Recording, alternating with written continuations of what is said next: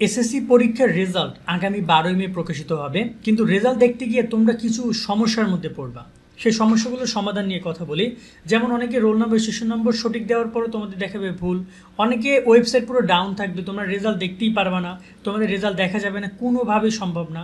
সেক্ষেত্রে তোমরা কই থেকে রেজাল্ট দেখতে পারবা, কী করবে না করবা, এই বিষয়গুলো নিয়ে আমরা একটু কথা বলবো। কারণ আমার মনে হয় তোমাদের এই বিষয়গুলো জানা অত্যন্ত গুরুত্বপূর্ণ। এসএসসির রেজাল্ট খুব দ্রুত দেখতে হলে তোমরা গুগল প্লে স্টোরে গিয়ে এসএসসির রেজাল্ট 2024 লিখে সার্চ করো এবং কমলা কালারের লোগো সহ অ্যাপসটি ইনস্টল করে নাও। এখনই রেজাল্টের পিডিএফ বানাতে পারবা, বোর্ড ভিত্তিক রেজাল্ট দেখতে পারবা, রেজাল্টের মার্কশিট সহ এখানে তোমরা সেভ করতে পারবা। এসএমএস ফরম্যাট দেওয়া আছে, শুধুমাত্র তোমরা সিলেক্ট করে সেন্ড করবা। কলেজ ভর্তি, বোর্ড চ্যালেঞ্জ, বোর্ডের বৃত্তি সহ সকল আপডেট তোমরা এখানে পাবা। আমি ইনস্টল লিঙ্কটা ডিসক্রিপশন বক্সে এবং কমেন্টে দিয়ে দিচ্ছি, সেখান থেকে ইনস্টল করতে পারো। প্রথমত আমরা কথা বলি তোমাদের রেজাল্ট যদি ওয়েবসাইট বন্ধ থাকে সেক্ষেত্রে তোমাদের কী করণীয়। এক্ষেত্রে অনেকেই একটা কথা বলে, যেমন আমরা কিন্তু একটু আগে তোমাদেরকে একটা অ্যাপস দেখিয়েছি, সেই অ্যাপসে আমরা বলি সেখানে তুমি রেজাল্ট দেখতে পারবা। হ্যাঁ, তুমি যদি ওয়েবসাইট ভিজিট করতে না জানো, তুমি শুধুমাত্র অ্যাপসে গিয়ে রেজাল্ট দেখতে পারবা। কিন্তু কোনো কারণে যদি ওয়েবসাইট ডাউন থাকে, তাহলে অ্যাপস কেন, কোনো দুনিয়ার কোনো জায়গা থেকে তুমি রেজাল্ট দেখতে পারবে না যদি ওয়েবসাইট ডাউন থাকে। কারণ ওই অ্যাপসগুলো কোথায় তোমাকে নিয়ে আসবে, তারা কিন্তু এই ওয়েবসাইটে তোমাকে নিয়ে আসবে।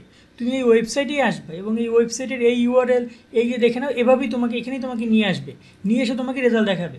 সো ব্যাপারটা কী দাঁড়াচ্ছে, ব্যাপারটা দাঁড়াচ্ছে যে তুমি অ্যাপসের রেজাল্ট দেখছো, তোমাকে কিন্তু ওয়েবসাইটে নিয়ে আসতেছে। সো আলাদা কোনো জায়গায় তুমি যাচ্ছ না। তো এই জায়গায় যদি তোমাকে কেউ বলে যে না ভাইয়া রেজাল্ট দেখার জন্য তুমি অ্যাপসে আসো, ওয়েবসাইট বন্ধ থাকলে অ্যাপস থেকে রেজাল্ট দেখা যাবে, এটা সম্পূর্ণ মিথ্যা কথা বা এটা সম্পূর্ণ গুজব। কারণ দেখা যায় যে ওয়েবসাইট, অ্যাপস তো হচ্ছে শিক্ষা মন্ত্রণালয়ের না, শিক্ষা মন্ত্রণালয় হচ্ছে ওয়েবসাইট।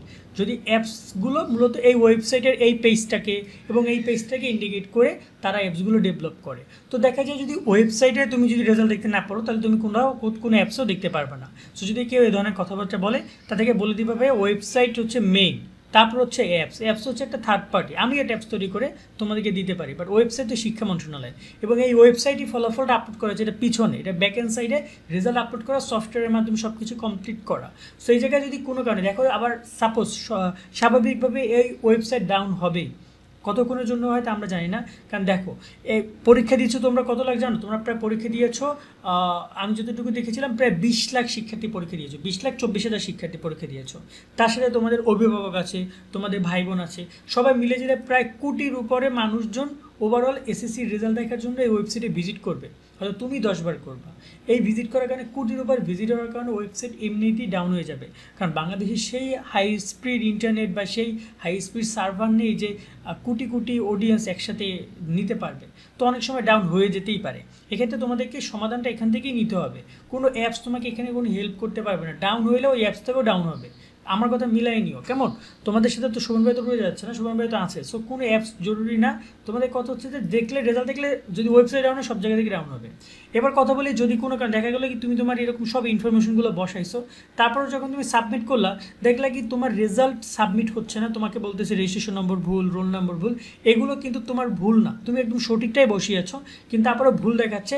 এটা হচ্ছে তোমার এক প্রকার সফটওয়্যারগত বা এই ওয়েবসাইটের প্রবলেম। সেক্ষেত্রে তুমি আবার চেষ্টা করে যাও, তোমাকে চেষ্টা এখান থেকে করতে হবে। কোনোভাবে তোমার এটা ভুল না, দেখা যায় roll number, registration number, passing ইয়ার, সব ইনফরমেশন তুমি পারফেক্টলি বসাইছো, পাসিং ইয়ার 2024 বছর সব কিছু ঠিক আছে। কিন্তু তারপর দেখা গেলো আমি রেজাল্ট যখন সাবমিট করছি, আমার রেজাল্ট আসতেছে না।